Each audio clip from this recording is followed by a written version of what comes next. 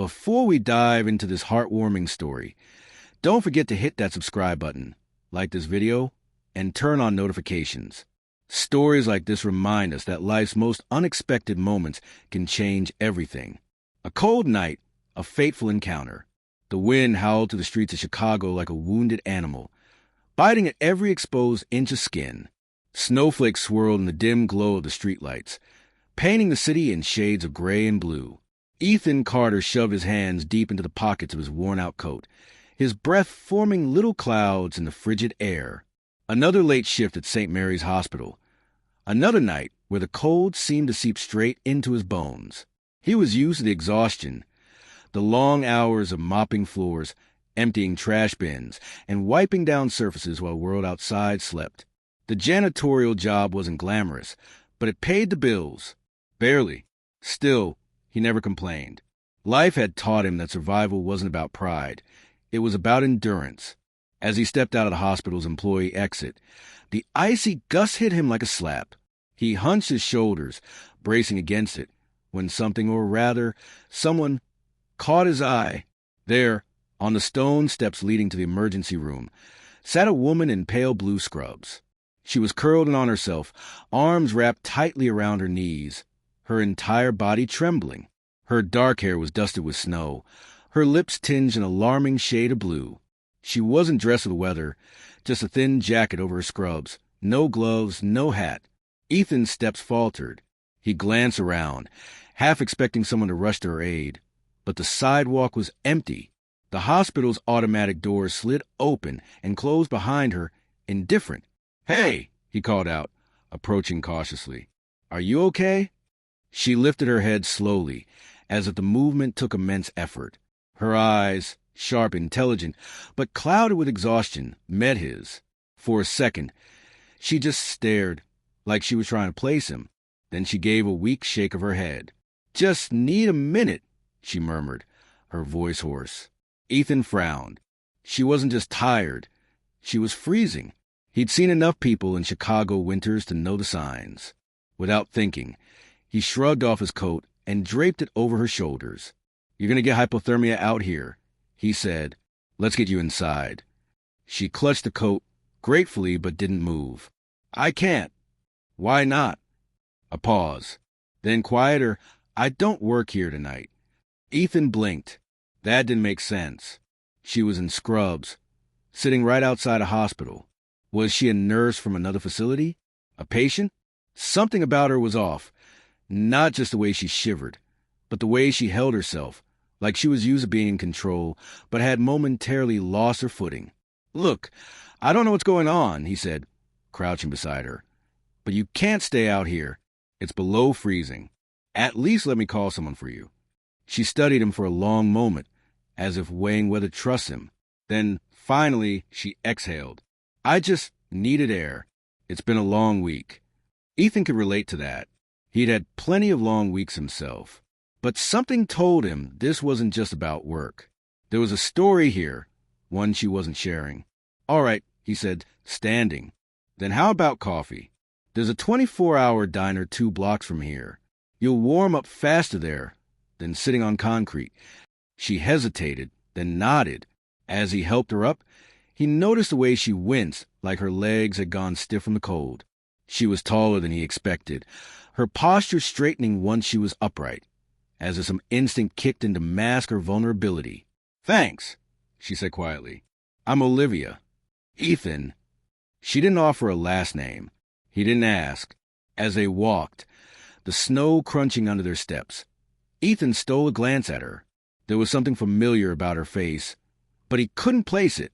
Maybe he'd seen her in the halls before. Hospitals were big, but staff crossed paths eventually. What he did know was that this woman, Olivia, wasn't just another nurse. And that tonight, in the middle of a snowstorm, their lives were about to change in ways neither of them could predict. The truth unfolds. The diner was nearly empty at this hour. Just a couple of truckers nursing coffee at the counter and a tired-looking waitress wiping down tables. The warmth hit Ethan like a relief as he held the door open for Olivia, who still clutched his coat around her shoulders. She moved stiffly, her fingers flexing as if trying to coax feeling back into them. They slid into a booth by the window, where neon signs from the street outside cast flickering colors across the Formica table. The waitress, a woman in her 50s with a name tag that read Dolores, ambled over with 2 menus. 2 coffees? She asked, already pouring before they could answer. Please, Olivia said, her voice steadier now, but still carrying an edge of exhaustion. Ethan watched as Olivia wrapped her hands around the steaming mug the moment it was set in front of her. The color was slowly returning to her face, but her eyes remained distant, like she was replaying something in her mind. So, Ethan started, stirring sugar into his coffee. You want to tell me why a nurse was sitting outside a hospital in the middle of a snowstorm? Olivia's grip tightened slightly around her mug. It's complicated. Most things are. She exhaled, a small, humorless laugh escaping her. You're not wrong. A silence settled between them, filled only by the hum of the diner's overhead lights and the occasional clink of silverware. Ethan wasn't usually one to push, but something about her, the way she held herself, the careful control in her words, made him curious. You don't have to tell me, he said, but if you need help with something, I've been working at St. Mary's long enough to know my way around. Olivia studied him for a long moment, as if deciding whether to trust him. Then, finally, she spoke. I wasn't entirely honest earlier, she admitted. I do work at St. Mary's, just not as a nurse. Ethan raised an eyebrow. Doctor? She shook her head. Then, with a quiet deliberateness, she reached into her pocket and pulled out a hospital ID badge, sliding it across the table toward him. Ethan picked it up, squinting at the small print. Olivia Bennett, MD, MBA, Chief Executive Officer. His stomach dropped. CO.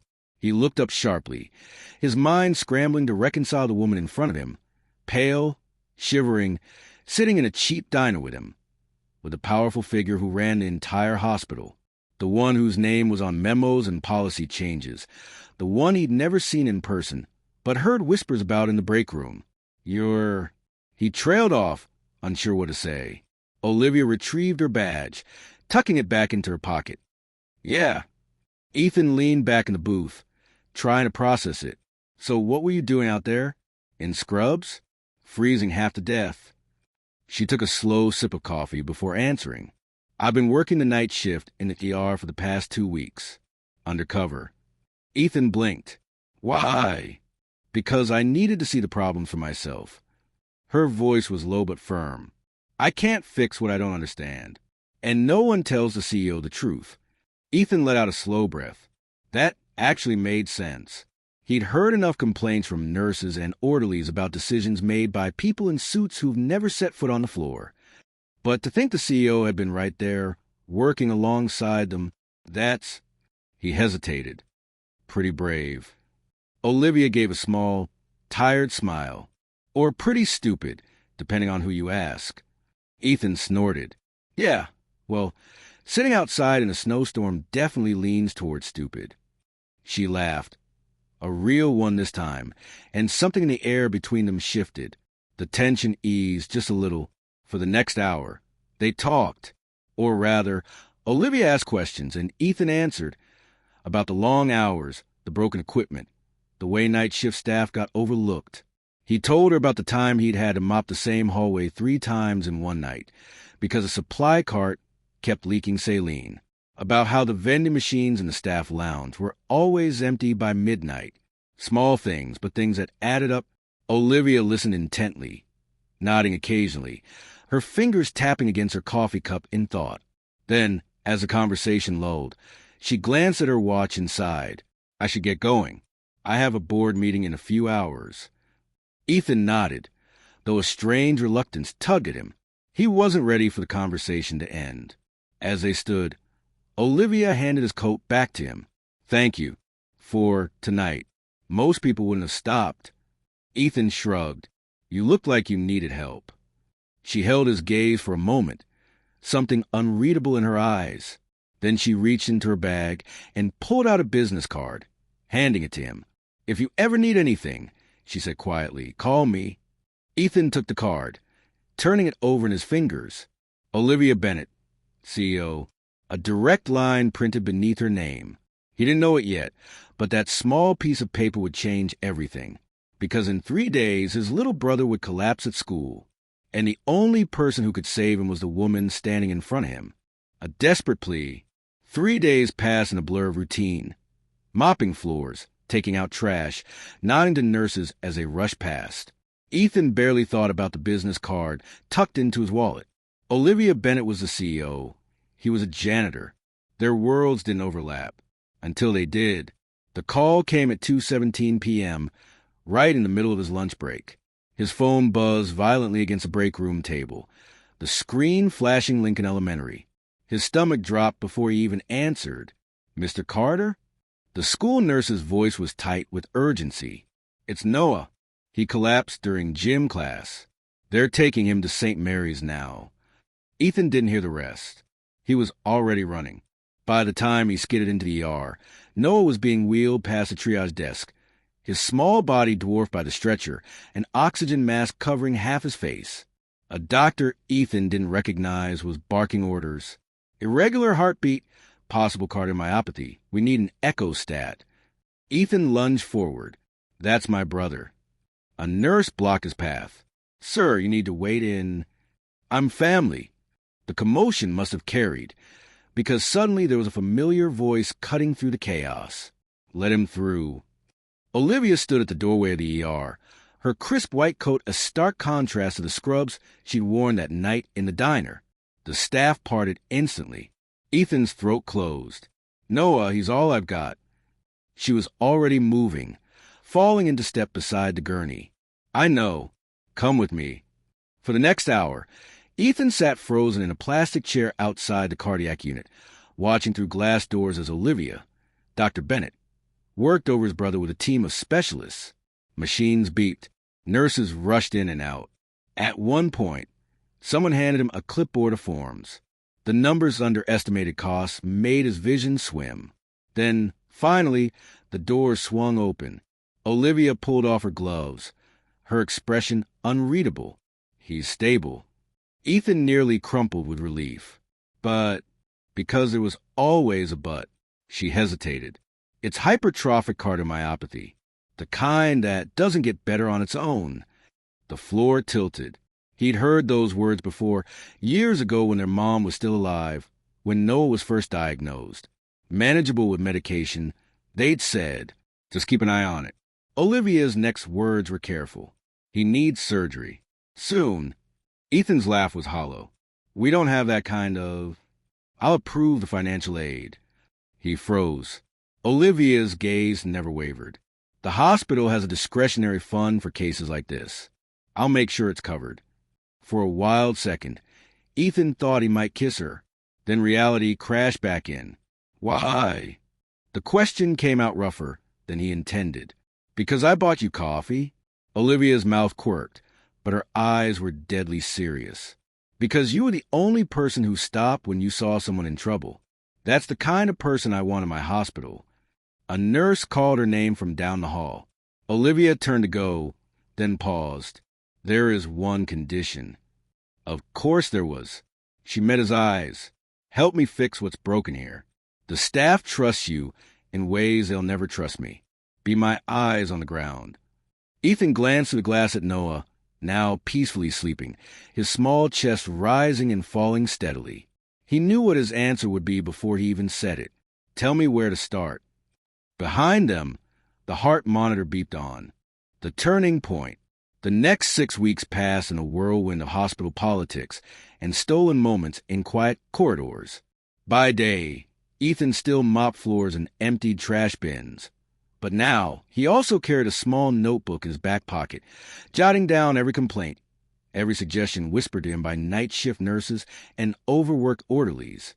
By night, he sat with Noah, watching his brother's color slowly return as they counted down the days to surgery. Olivia kept her word. The financial aid paperwork was approved before the ink had dried on Noah's diagnosis. But Ethan quickly learned that navigating hospital bureaucracy was like wading through molasses, even for the CEO. They're fighting me on the staffing ratios, Olivia confessed one evening, rubbing her temples as they stood in an empty supply closet that had become their makeshift meeting spot. The faint scent of antiseptic clung to her lab coat. The board claims we can't afford more nurses. Ethan leaned against a shelf of gauze pads. Did you show them the ER wait times from last weekend? They called it anecdotal. She made air quotes with her fingers, her voice dripping with frustration. He reached into his back pocket and slid his notebook across the metal shelf between them. Page 12. 3 separate nurses documented patient delays exceeding 4 hours last Saturday, with signatures. Olivia's eyebrows shot up as she flipped through the pages. You got them put in writing? People talk to janitors, Ethan shrugged. We're invisible. Something unreadable flickered in her expression. For a moment, he thought she might reach for his hand. Instead, she tucked the notebook into her briefcase with renewed determination. This changes everything. The board meeting happened on a Tuesday. Ethan wasn't supposed to be there, but Olivia had insisted. He sat stiffly in the back of the mahogany panel conference room, his work boots squeaking against polished floors as finance executives debated cost-cutting measures. Then Olivia dropped the bomb. Before we discuss budgets, she said, projecting a spreadsheet onto the screen, I want you to see what these cost-saving measures actually cost us. The numbers told a brutal story. Overtime pay skyrocketing because of short staffing, infection rates climbing where cleaning supplies have been rationed, even malpractice premiums increasing as patient satisfaction scores plummeted. Ethan held his breath as the room erupted. Where'd you get these figures? Demanded the CFO. Olivia's gaze flickered Ethan for half a second. From the people actually doing the work. Noah's surgery was scheduled for the first day of spring. As they wheeled him away, Ethan's knees nearly buckled until he felt a steadying hand on his shoulder. Olivia stood beside him in full surgical scrubs, her hair tucked under a cap. I'll be assisting Dr. Chun, she said quietly, every step of the way. The next 8 hours were the longest of Ethan's life. He paced the waiting room, wore grooves into the chapel pews, drank vending machine coffee that tasted like acid.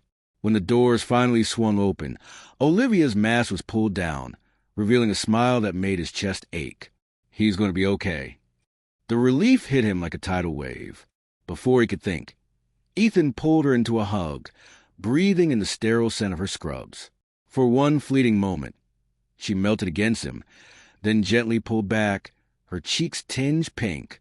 There's something you should see, she said, leading him to a window overlooking the hospital courtyard. Below, workers were installing new benches beneath the budding trees. A freshly painted sign read Bennett Carter Staff Wellness Garden. Ethan's throat tightened. You named it after the man who taught me to lead with my eyes open. Olivia's voice was soft but sure. The board approved the new initiatives yesterday. Better staffing, better equipment. Even, she gestured to the janitorial cart parked nearby, now stocked with proper supplies. The small things. In the distance, Noah's laughter carried down the hall as nurses teased him about dominating physical therapy. The late afternoon sun painted everything gold. Ethan looked at Olivia, really looked at her, and saw not just a CEO, but the woman who'd sat shivering on hospital steps, who'd fought for his brother, who'd turned his scribbled notes into real change. What now? He asked. She handed him a new ID badge. Ethan Carter, patient advocate. Now, she said, smiling properly for the first time since that snowy night. We get to work. If this story reminded you that ordinary moments can change lives, share it with someone who needs hope today. And remember, sometimes the person who saved you is the one you least expect. Don't forget to like, subscribe, and turn on notifications for more real-life inspiration.